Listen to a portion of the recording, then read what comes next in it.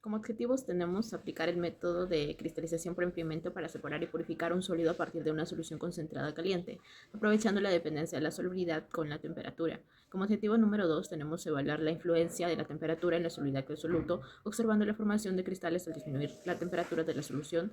Y como objetivo número 3 determinar el rendimiento de la operación de cristalización calculando el porcentaje de cristales obtenidos respecto a la cantidad inicial de soluto. Acerca de la dependencia positiva de la solubilidad y estados de saturación. La solubilidad, como sabemos, es la cantidad máxima de soluto que puede disolverse una cantidad determinada de solvente a una temperatura específica formando una solución estable. Se dice que una solución presenta dependencia positiva de la solubilidad cuando, al aumentar la temperatura, aumenta la solubilidad del soluto en el solvente. Y este comportamiento es típico de muchos sólidos iónicos y orgánicos. La disolución de estos sólidos es un proceso endotérmico. Al aumentar la temperatura, se incrementa la energía cinética de las moléculas, se favorece la ruptura de fuerzas de cristal y el solvente puede estabilizar mayor cantidad de soluto. Por eso, a temperaturas altas se disuelve más soluto. Esta relación se representa mediante curvas de solubilidad, como lo podemos observar en la imagen, donde el eje X representa la temperatura y el eje Y representa la solubilidad. Es una dependencia positiva porque la curva es ascendente. Pequeños cambios de temperatura producen grandes cambios en la solubilidad. Eso explica el por qué se prepara una solución saturada caliente y al enfriarla se produce cristalización. Según la cantidad de soluto disuelto respecto a la solubilidad, existen tres estados: la solución insaturada, la solución saturada y la solución sobresaturada. La solución insaturada contiene menos soluto del máximo permitido. Puede disolver más soluto sin que se precipite y no ocurre cristalización. En cambio, la solución saturada contiene la cantidad máxima de soluto que el solvente puede disolver a esa temperatura y está en equilibrio entre el soluto disuelto y el sólido. Y la solución sobresaturada contiene más soluto del permitido por la solubilidad. Es un estado inestable. Es la condición necesaria para la cristalización. La sobresaturación es el motor del proceso de la cristalización. Sin sobresaturación no hay cristalización. Se genera al disminuir la temperatura de una solución saturada caliente.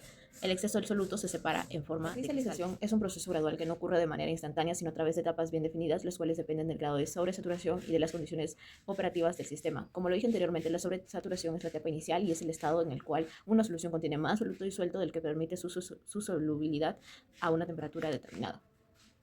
Esta se genera por enfriamiento de una solución saturada caliente. Al disminuir la temperatura, la solubilidad baja, pero el soluto permanece momentáneamente disuelto. Según el grado de sobresaturación, el sistema puede encontrarse en diferentes zonas: la zona insaturada, la zona metastable y la zona lábil. La zona insaturada es aquí la concentración del soluto es menor que la solubilidad. No hay cristalización posible. El soluto permanece totalmente disuelto. En la zona metastable, la solución está sobresaturada, pero no cristaliza espontáneamente. No se forman nuevos núcleos y si existen cristales, estos pueden crecer. Esta zona es ideal para tener cristales grandes y bien definidos.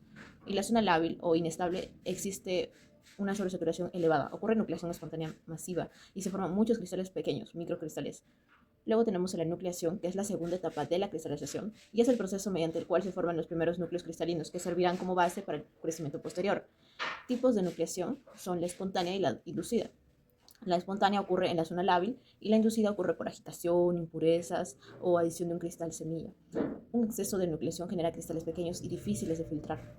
El crecimiento cristalino es la tercera etapa, que consiste en la incorporación ordenada de moléculas de soluto sobre los núcleos ya formados.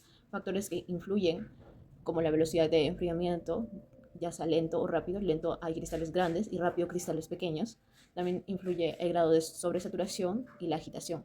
El crecimiento domina en la zona metastable. Controlar estas etapas que acabo de mencionar, estas tres etapas de la cristalización, puede mejorar el tamaño y la forma de los cristales, aumentar la pureza del sólido, facilitar la separación y filtración y obtener resultados. Materiales. Los materiales a utilizar va a ser vaso de precipitados, balanza analítica, termómetro, cocina eléctrica, hielo, agua destilada, estufa, cloruro de potasio y en cuanto a la metodología, primeramente pesaremos un vaso de precipitado de 50 mililitros en una balanza analítica, para luego pesar 5,67 gramos de la sal que viene siendo cloruro de potasio.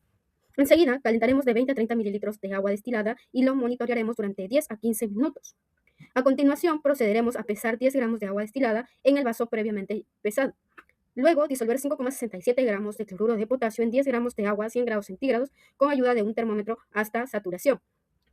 A continuación, se va a dejar enfriar la solución a temperatura ambiente, luego llevar el sistema a un baño de hielo hasta 0 grados centígrados, decantar el sobrenadante, luego colocarlo en una placa Petri y pesar.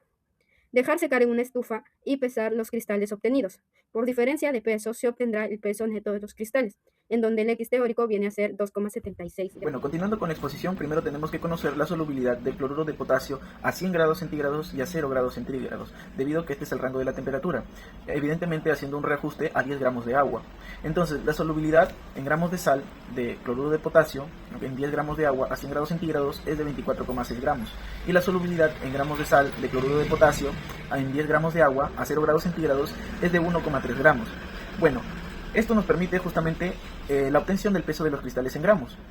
Vamos a realizarlo mediante la ecuación de balance de cristalización. Entonces, utilizando la ecuación que podemos apreciar, nos sale que nuestros cristales teóricos es de 6,7 gramos. Se obtiene 6,7 gramos de cristales teóricos. Y nuestro rendimiento de cristalización en porcentaje teórico sería 6,7 gramos de los cristales sobre 24,6 gramos. Evidentemente que esto pertenece a la solubilidad inicial por 100. Esto nos sale un rendimiento de cristalización del 27,2%. Antes de pasar a nuestro rendimiento práctico, nosotros lo que necesitamos es saber el peso de la placa vacía, que fue de 34,97 gramos. El peso de la placa con cristales húmedos fue de 36,5 gramos. El peso de la placa con cristales secos fue de 35,71 gramos. Por lo que el peso de los cristales, tuvimos que hacer la resta entre el peso de la placa con los cristales secos menos el peso de la placa vacía, obteniendo 0,74 gramos de los cristales. Bueno, ahora continuando con los cálculos de manera práctica, tenemos que calcular la solubilidad a temperatura final, que es la temperatura baja. Utilizamos justamente también la ecuación de equilibrio de solubilidad y obtenemos que la solubilidad final es de 4,51 gramos. Asimismo, hallamos ahora el rendimiento de cristalización en porcentaje práctico. Sería 0,74 gramos de los cristales sobre 5,67 gramos, que es lo que se solubilizó en la solución inicial, por 100, dándonos un rendimiento de 13,05%. En los resultados obtenidos, en la gráfica de solubilidad del cloruro de potasio, se observa la relación entre la temperatura y la solubilidad del cloruro de potasio expresada en gramos por cada 10 gramos de agua. Bueno, acá se observa que a medida que aumenta la temperatura, la solubilidad del cloruro de potasio incrementa progresivamente, lo que indica que el cloruro de potasio es más soluble en agua caliente que en agua fría. Un punto clave del proceso es que a 40 grados centígrados de este se solubiliza completamente la cantidad inicial de soluto utilizado en la práctica. Esta temperatura se selecciona porque permite disolver todo el sólido sin llegar a valores excesivamente altos que puedan generar pérdidas por evaporación. Cuando la solución se enfría por debajo de los 40 grados centígrados, la solubilidad disminuye y es en este punto donde comienza la nucleación, es decir, la formación de los primeros núcleos cristalinos. Posterior a esto, estos núcleos crecen dando lugar al crecimiento de los cristales, proceso que explica la cristalización observada experimentalmente. En la tabla número 2 se presentan los resultados obtenidos para el peso de los cristales seco, la solubilidad a baja temperatura y el rendimiento de cristalización tanto teórico como práctico. El peso de los cristales secos obtenidos fue de 0,79 gramos, lo cual representa la cantidad real del cloruro de potasio recuperada después del proceso de cristalización y secado. La solubilidad a la temperatura final baja fue de 4,51 gramos, que es un valor coherente con la tendencia observada en la gráfica, ya que a menor temperatura el cloruro de potasio permanece menos disuelto y favorece la formación de cristales. El rendimiento teórico de cristalización fue de 27,2%, mientras que el rendimiento práctico fue de 13,05%. Esta diferencia se explica por pérdidas experimentales, como soluto que permanece disuelto en la solución madre, la pérdida durante la filtración y el secado, y la manipulación del material. Bueno, a pesar de ello, el rendimiento práctico confirma que el proceso de cristalización fue exitoso, aunque con una eficiencia menor a la ideal. La discusión. Los resultados muestran una relación directa entre la temperatura y la solubilidad del cloruro de potasio. Evidencia de la gráfica experimental. El aumento de temperatura permitió obtener una solución saturada que al enfriarse genera sobresaturación y formación de los cristales. El peso de los cristales secos obtenidos fue de 0,79 gramos. La solubilidad a baja temperatura fue de 4,51 gramos, valor acorde a la cromatografía. Ahora, el rendimiento teórico calculado fue el del 27,2%. El rendimiento práctico fue de 135,05%, superior al teórico. Esta diferencia se atribuye a posibles errores experimentales como el secado incompleto o la retención de solución madre. Bueno, en el artículo de referencia tenemos un artículo que he encontrado con el título de Protein Nucleation and Crystallization Process with Process Analytic Technologies in a Batch Crystallis. En este estudio se analiza el proceso de nucleación y cristalización de proteínas en un cristalizador por lotes de 100 mililitros, en donde se usan técnicas analíticas en tiempo real para medir así la inducción, el crecimiento y la distribución de tamaño de los cristales. También identificamos 3 etapas en este proceso y muestra que el rendimiento de cristalización está influenciado por la concentración de proteína y sal, en donde puede alcanzar un 99% bajo condiciones estabilizadas. Bueno, en conclusiones tenemos que se confirmó que la temperatura es un factor crítico en la solubilidad, en este caso del soluto, ya que a temperaturas elevadas se incrementa la cantidad de soluto disuelto, mientras que al disminuir la temperatura es por el cual se produce la sobresaturación, promoviendo la nucleación y el crecimiento cristalino. En este caso, la formación progresiva de cristales al enfriar la solución evidencia fuertemente la dependencia que tiene la solubilidad y la temperatura. Por otro lado, tenemos que el rendimiento de la cristalización eh, estuvo directamente relacionado con el gradiente de enfriamiento, ¿no? Y la solubilidad del sistema, observándose que en un enfriamiento controlado mejora la recuperación del soluto en forma cristalina.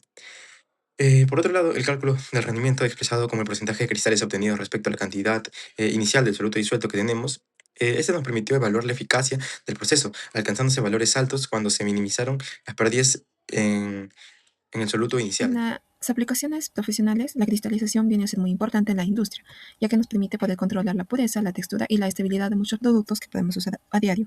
En la industria farmacéutica, la cristalización se utiliza para poder purificar los principios activos, permitiendo poder eliminar las impurezas y asimismo poder obtener fármacos con alta pureza, una buena estabilidad y una dosificación uniforme, garantizando así su seguridad y eficacia. En la industria alimentaria, la cristalización del azúcar viene a ser un proceso el cual puede controlar el tamaño y la forma de los cristales, mejorando así su textura, su apariencia y su dulzor en muchos productos, como vienen a ser en el caso de los caramelos, los chocolates y la confitería. En la industria cosmética, la cristalización de ceras y lípidos nos permite poder definir su dureza, su consistencia y su estabilidad física de diversos productos, en este caso como vienen a ser los labiales, las cremas y los bálsamos, evitando así que haya una separación de fases y asimismo poder mejorar su Como calidad. propuesta de innovación tenemos el aprovechamiento de la cristalización como modelo para el diseño de fármacos de liberación controlada.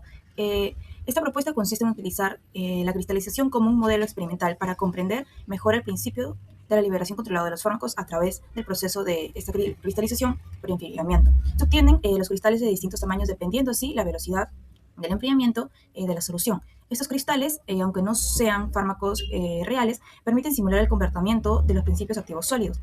Al compararlo, la disolución de cristales grandes y pequeños en agua, se puede observar que los cristales de menor tamaño se disuelven más rápidamente debido a su mayor superficie de contacto, mientras que los cristales grandes presentan una disolución más lenta. Este comportamiento ocurre en los sistemas farmacéuticos de liberación controlada, donde el tamaño de la partícula influye directamente en la velocidad de la liberación del fármaco. De esta manera, la práctica permite relacionarla con una operación unitaria básica con aplicaciones reales de la industria farmacéutica, fortaleciendo así la comprensión sobre cómo estos procesos de liberatorio influyen en la eficacia y en la calidad de los medicamentos.